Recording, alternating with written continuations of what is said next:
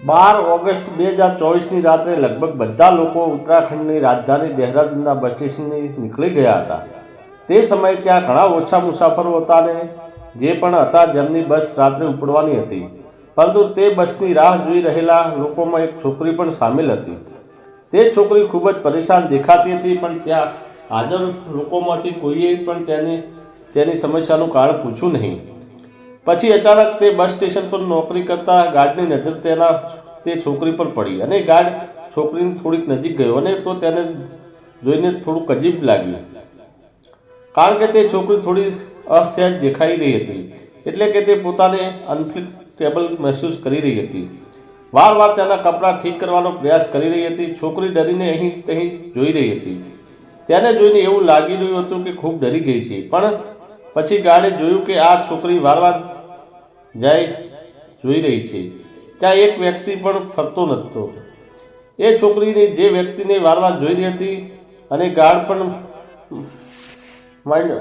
લાગવા માંડ્યું કે અહીં ચોક્કસ કોઈ ખોટું છે અથવા બની શકે છે। આ વ્યક્તિ આ છોકરીને હેરાન કરી રહ્યો છે, કારણ કે છોકરી 16 વર્ષની હતી।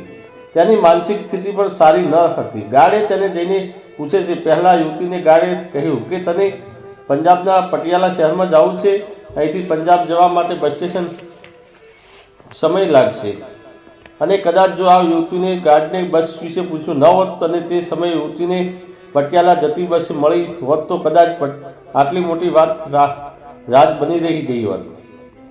ગાર્ડને તેની હાલત સારી ન લાગી, તેથી ગાર્ડ તરફ જ ચાલી હેલ્પલાઇન નંબર 1019 પર ફોન કરે છે। તેમને ફોન કરીને કહે છે કે અહીં એક એસટી પ્લેટફોર્મ ઉપર નંબર 12 પર એક નાબાલિગ છોકરી ઊભી છે અને તેની હાલત થોડી વિચિત્ર લાગી છે, તો તમે એકવાર અહીં આવી જાઓ શક્ય છે, કદાચ તમે તેની હાલત વધુ સારી રીતે સમજી શકો છો। થોડી વાર પછી ચાઇલ્ડ હેલ્પ ટીમ ત્યાં પહોંચે છે અને પોલીસ પણ ત્યાં આવે છે, અને ત્યાં પોલીસ ગાર્ડ છોકરીને પૂછવા લાગે છે। ગાર્ડ એ પોલીસને છોકરીની બધી વાત કહી દે છે।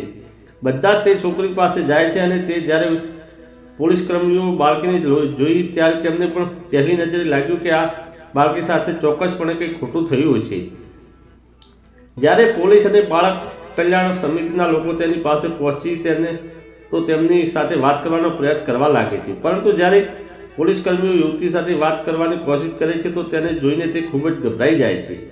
તેની પાસે રહેલી બેગને ચોંટી રહે છે। જ્યારે તે સામે આવેલા બધા પુરુષો તે જોવે છે અને તેને જોઈને ધ્રુજવા લાગે છે, ત્યારે પોલીસવાળા તરત જ સમજી જાય છે કે તે પુરુષ પોલીસથી ડરી ગઈ છે, તેથી પોલીસ પાછળ ચાલ્યા જાય છે અને પછી માત્ર મહિલા પોલીસ અધિકારીઓ તેની પાસે રહી જાય છે અને તે છોકરી સાથે વાત કરવાનો પ્રયત્ન કરે છે। લેડીઝ પોલીસ ઓફિસર પૂછે છે કે તમે ક્યાંના છો અને તમે ક્યાં જવા માંગો છો। યુવતીએ જણાવ્યું કે તે પંજાબના પટિયાલા શહેરમાં જવા માંગે છે, કારણ કે તે છોકરી ખૂબ જ નર્વસ હતી, જેથી તે લેડી પોલીસ ઓફિસરે તેને પૂછ્યું કે દીકરી તું અહીં એકલી આવી હતી કે પછી તારા સાથે કોઈ બીજું હતું? તેને તેની સાથે અહીંયા લાવ્યું હતું। પોલીસે તેની પૂછપરછ કરવાનો પ્રયાસ કરી રહી હતી, પરંતુ વારવાર પૂછવા છતાં પણ છોકરી બહુ ઓછા પ્રશ્નોના જવાબ આપી રહી હતી। તેમ છતાં પોલીસવાળા સમજી ગયા હતા કે આ છોકરી ચોક્કસપણે કોઈ મોટી મુશ્કેલીમાં છે, તેથી તેઓ તેને કારમાં બેસાડી પોલીસ સ્ટેશનમાં લઈ જાય છે, કારણ કે છોકરી ખૂબ જ ભૂખી લાગી રહી હતી। ત્યારબાદ છોકરીએ મહિલા પોલીસને કહ્યું કે તેને ભૂખ લાગી છે, તેથી સૌપ્રથમ તેને ખવડાવવામાં આવે છે, પાણી વગેરે પીવડાવવામાં આપવામાં આવે છે। આ પછી જ્યારે છોકરી થોડી રાહત અનુભવે છે ત્યારે મહિલા અધિકારી તેની પાસે બેસે છે અને તેની સાથે વાત કરવાનો પ્રયાસ કરે છે, પરંતુ એ સમયે તેને કેટલીક નર્વસ હતી કે તે કોઈની સાથે વાત કરવા માંગતી ન હતી। તે પોલીસ સ્ટેશનના એક ખૂણામાં ચૂપચાપ બેઠી હતી, કારણ તો તે કંઈ સમજી શકતી ન હતી। તે પોતાની સાથે કરવામાં આવેલા કૃત્ય વિશે કોઈને કહેવાની હિંમત કરી શકતી ન હતી। બીજા દિવસે સવારની તેની સારવાર પણ શરૂ કરવામાં આવી। એવું લાગતું હતું કે તે છોકરી ડિપ્રેશનમાં હતી અને તેથી તે કંઈ કહેવાની કોશિશ થતી નથી। આ પછી તેની સારવાર 2 દિવસ સુધી ચાલી રહી છે। આ પછી મહિલા પોલીસ ફરી તેની પાસે જાય છે। આ વખતે જ્યારે મહિલા અધિકારીએ તેમને પૂછે છે તો છોકરીએ જણાવ્યું કે તેની સાથે ગંદુ કામ કરવામાં આવ્યું હતું, જેના કારણે મહિલા પોલીસ અધિકારી તરત સમજી ગયા કે આ છોકરી સાથે કૃત્ય કરવામાં આવ્યું છે। આ પછી તેને પૂછ્યું કે દીકરી તારી સાથે આ બધું ક્યાં થયું તો તેણે કહેવાની કોશિશ શરૂ કરી, પરંતુ જ્યારે તે તેની સાથે થયેલી ક્રૂરતા વિશે જણાવી હતી, આ દરમિયાન તે જોરથી રડવા લાગી છે, કારણ કે તે એક પોલીસ મહિલા હતી, તેથી તેની સ્થિતિ સારી રીતે સમજી હતી. આ પછી તેણે બાળકીને શાંત પડાવી અને એમ કહીને સંતાન આપ્યું કે તે દીકરા ડર નહીં, હવે આ બધું સારું થઈ જશે.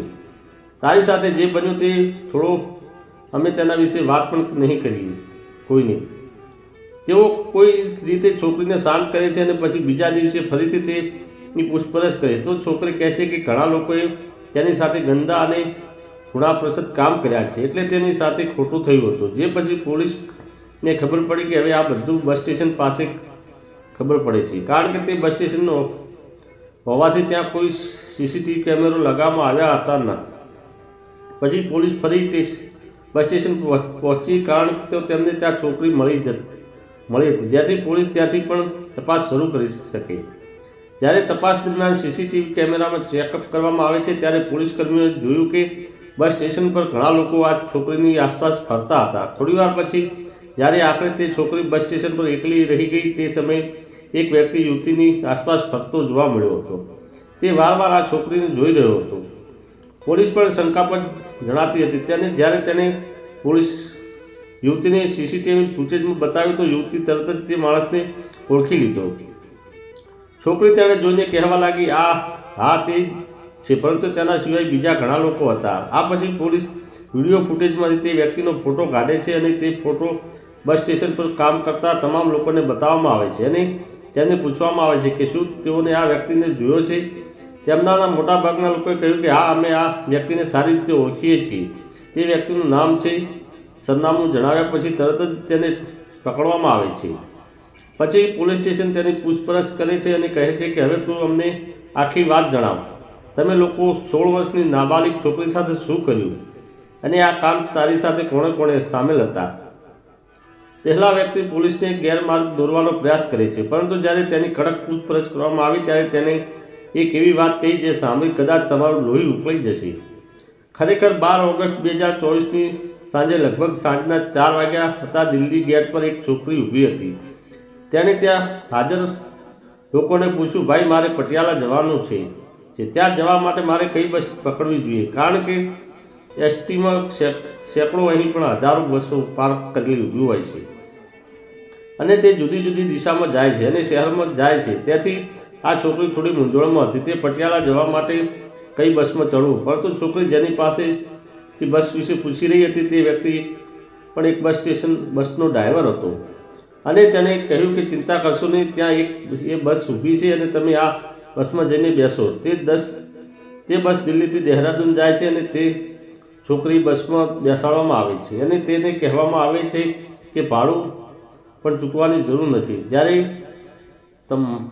તમારો સ્ટોપ આવશે ત્યારે હું તમને જણાવી દઈશ. તમે અત્યારે નીચે ઉતરજો. આ પછી બસ ધીમે ધીમે ચાલવા લાગે છે અને પછી લગભગ 10:30 વાગે બસ ઉત્તરાખંડની રાજધાની દહેરાદૂન બસ સ્ટેશન પર પહોંચે છે, કારણ કે એ બસનો છેલ્લો સ્ટોપ હતો. તેથી દરેક એક પછી એક બસમાંથી નીચે ઉતરવાનું શરૂ કરે છે અને જ્યારે બધા મુસાફરો ત્યાંથી નીકળી જાય છે તો તે છોકરી ત્યાં એકલી રહી જાય છે.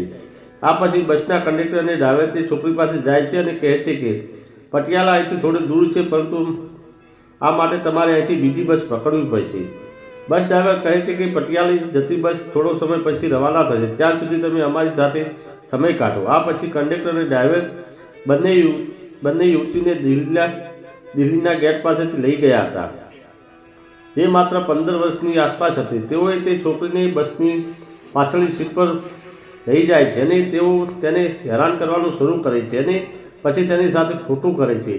ચીસો પાડી રહી હતી તે સમયે તેની બરાબર બાજુમાં બીજી બસ ઊભી હતી. તે ઋષિકેશથી દિલ્હી રૂટ પર દોડતી હતી.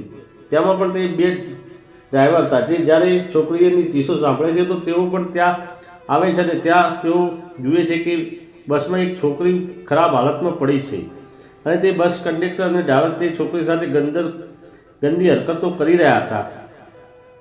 હવે બાળકીને મદદ કરવાને બદલે તે બંને ડ્રાઈવરો કહે છે કે હવે અમે પણ આ બાળકી સાથે આવું કરીશું.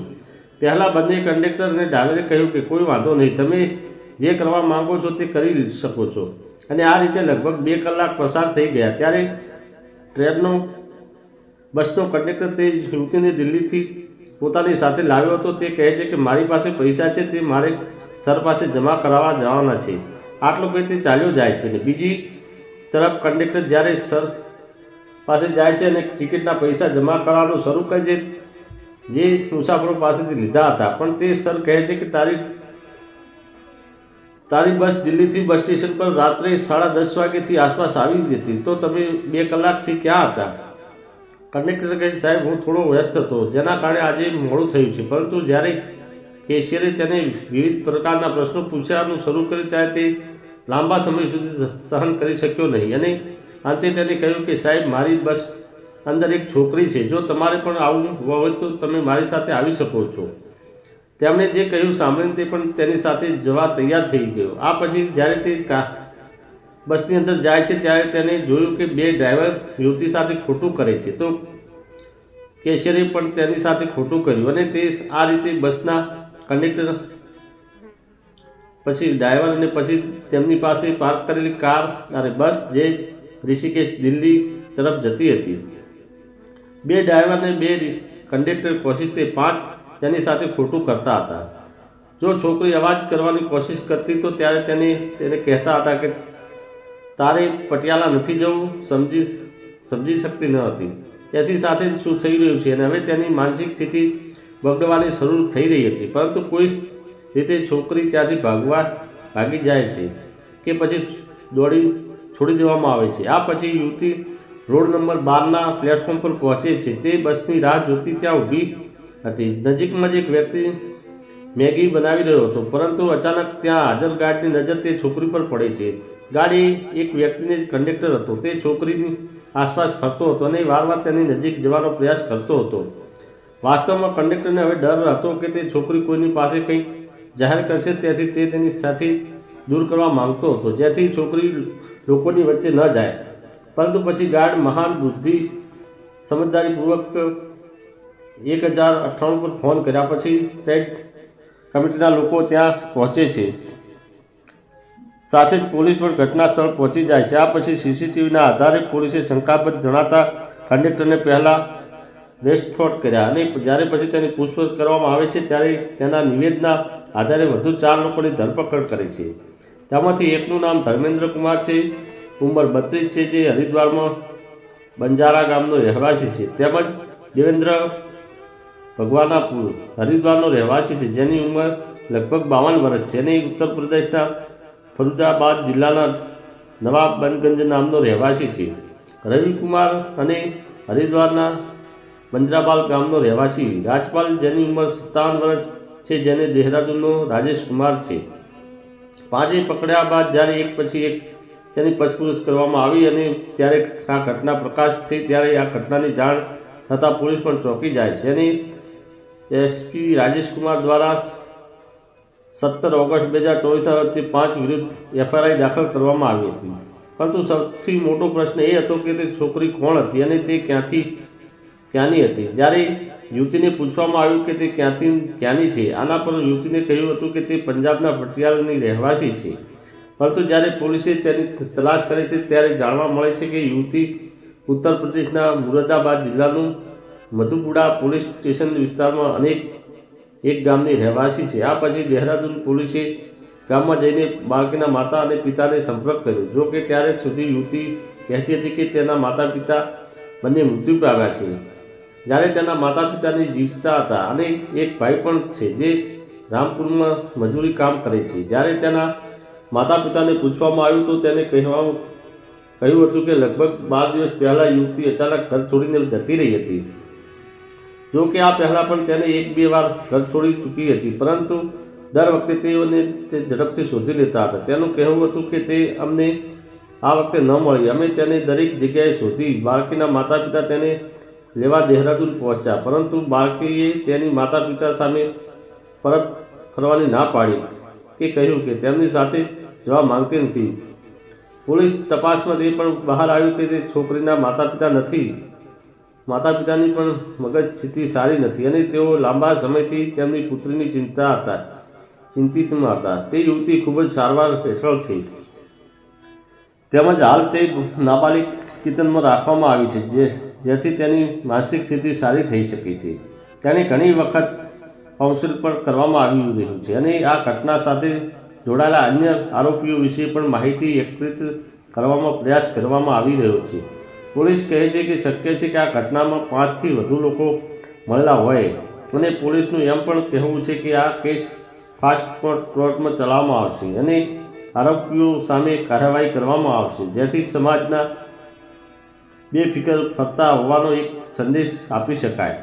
ખરાબ કામ કરવાનો કોઈને કોઈ રીતે પક્ષમાં નથી આવતા, પરંતુ આ છોકરી સાથે જે થયું તે સાંભળીને અનેક સવાલો ઊભા થાય છે. એટલે કે એક તરફ પશ્ચિમ બંગાળની રાજધાની કોલકાતામાંથી ડૉક્ટરની ઘટનાને લઈને સમગ્ર દેશમાં ખળભળાટ મચી ગયો હતો. ન્યાય માટે વધુ કરવામાં આવી હતી, પણ એવું લાગે છે કે આવા ગંદા અને ઘૃણોત્પ્રદ કામો કરનાર લોકોને કદાચ હવે કાયદાનો ડર રહ્યો નથી, કારણ કે કોલકાતા કેસના માત્ર 3 દિવસ પછી જ દહેરાદૂનમાં પણ આવી પૂર ઘટના બની હતી, જે એક મોટી પ્રશ્ન છે.